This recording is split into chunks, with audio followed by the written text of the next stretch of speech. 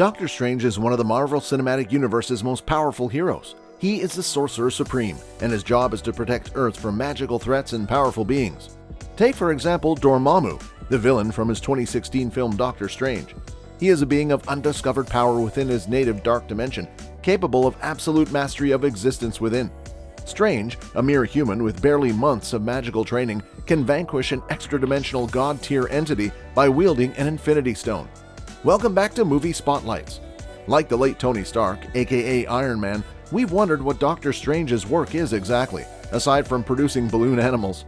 Strange claims it's to defend reality, making us wonder how he's capable of such a massive undertaking. Here's a rundown of everything he's done in the MCU. All of Doctor Strange's skills and weaknesses have been discussed. Astral projection. At Kamar-Taj, Stephen Strange witnesses his astral form being forced out of his physical body by the Ancient one of the first acts of magic he witnesses. He initially believes he's being drugged and inquires about the contents of the tea he'd just had, presuming it was a hallucinogen such as the mushroom. She assures him that it's simply tea with honey before whisking him away on a fantastic mind-bending excursion. Doctor Strange uses astral projection to expand his knowledge during training. He reads the old tomes at his disposal while his physical body sleeps. In his astral form, Stephen wasn't just pounding the books. In the astral plane at the hospital, he fought one of Caecilius' disciples, popping in and out to give Dr. Christine Palmer instructions. Traveling via portals. One of Stephen Strange's first jobs at Kamar-Taj is to learn how to utilize a sling ring to open portals. On the other hand, Doctor Strange can't seem to do it right, blaming his shaky hands.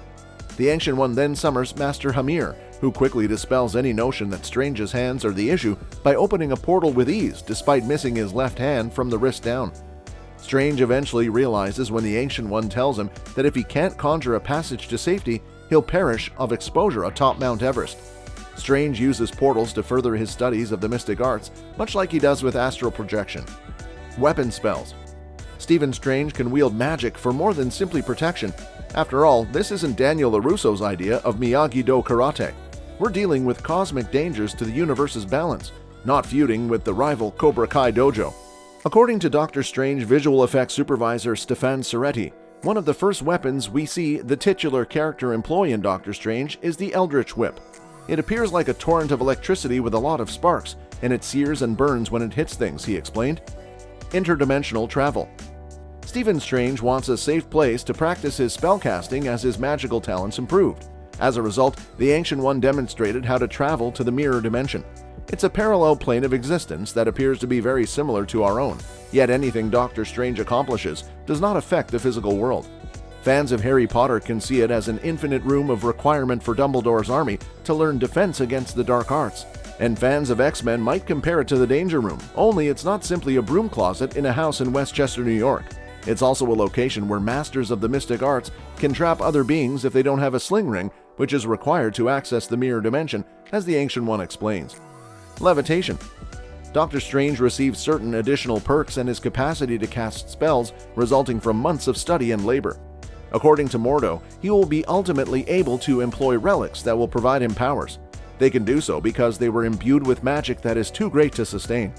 When Strange inquires when his turn would come, his tutor goes full-on Ollivander and says, "The wand picks the wizard." "You're ready when the relic says so," Mordo explains. Doctor Strange was tossed around the New York sanctum like a ragdoll by Dormammu's student, and Strange wasn't concerned with keeping the relic in question neat. The case carrying a scarlet cloak, which Mordo later claims is the Cloak of Levitation, is one of the numerous objects he smashes. The cloak appears to have its own will, which is why it can save Strange when Caecilius knocks him over the rail for what seems to be a solid 15-foot plunge. Time manipulation. Stephen Strange can manipulate time thanks to another relic, rewinding events to reorder the timeline and influence the outcome of a scenario. The relic in question is the mighty Eye of Agamotto, which was constructed by Agamotto, the first Sorcerer Supreme, who also established the sanctums that mystic arts masters utilize to protect the Earth. The eye is fueled by the Time Stone, which explains why it's so powerful, whether or not its inventor was aware of it, as Wong reveals in Doctor Strange. Casting protective spells over objects.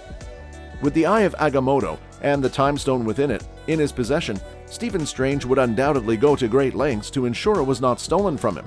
Despite his considerable power, he recognizes that someone more powerful will most likely try to steal it from him. Bruce Banner enters the New York Sanctum via the roof, warning Doctor Strange and Wong that Thanos is on his way.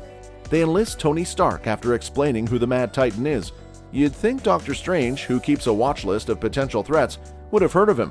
After Stark and Strange trade barbs and discuss the advantages of destroying versus saving the Time Stone, Ebony Maw and Cull Obsidian make the issue irrelevant by raiding Greenwich Village in quest of it, demolishing a section of the city in the process. Even though Ebony Maw eventually triumphs over Strange and abducts him from Earth aboard Thanos' Q-ship, it's evident that he is unable to use the Time Stone. When he attempts, it burns him. As the good doctor says, undoing the enchantment would be troublesome if Ebony Maw were to kill him. Foresight. Doctor Strange can also gaze into the future with the help of the Eye of Agamotto. To be sure, he's not the first Sorcerer Supreme to do so. During their conversation in the Heavenly Realm, the Ancient One says to the good doctor that she spent years peering across time, watching at that exact moment outside the hospital, but unable to see beyond it. She claims to have prevented countless awful possibilities one by one, none of which went any further than the present instant. The scenario humanizes her, but it also sets up one of the Eye's other talents. Doctor Strange's weakness is that he keeps his own counsel. Some may contest the point. The sorcerer himself would undoubtedly disagree, but Stephen Strange's proclivity for keeping his mouth shut is destined to betray him at some point. Strange makes several crucial judgments that his allies find incomprehensible, and he does it without attempting to explain himself. Mordo and Wong believe he has abandoned them in Doctor Strange, but he has the scheme to deceive Dormammu. Despite informing Tony ahead of time that he would let anyone die before handing up the Time Stone, he surrenders the Eye of Agamotto to Thanos without explaining why, merely telling Stark it was the only way. Of course, things worked out in those cases in the end, but not without a price. For years, the Avengers were perplexed by his choice of Titan, and things haven't always gone as planned. For example, in Doctor Strange, he makes things worse by transporting himself, Mordo, Caecilius, and some demonic minions into the mirror dimension. He puts himself and Mordo in much more danger than before, and while they eventually escape, the Ancient One dies as a result. Doctor Strange also has a few more magic tricks up his sleeve. Even though each of these is only seen once, they are all worth mentioning. Strange plucks a single strand of hair off the God of Thunder's magnificent mane during the events of Ragnarok, when Thor is searching for the Allfather, Odin. This act, which Thor despises, was carried out to cast a locating spell, which would bring Thor and Loki directly to their father through a portal. The crimson bands of Cyttorak are vivid red, unlike the ordinary mystic energy forms Strange utilizes as shields and weapons.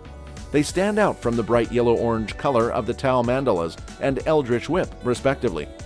Strange pulled them out during the simultaneous attack, hoping to bind Thanos' right hand and prevent him from using the Infinity Gauntlet. Strange subsequently demonstrates the power to replicate himself after failing to remove the gauntlet from his hand.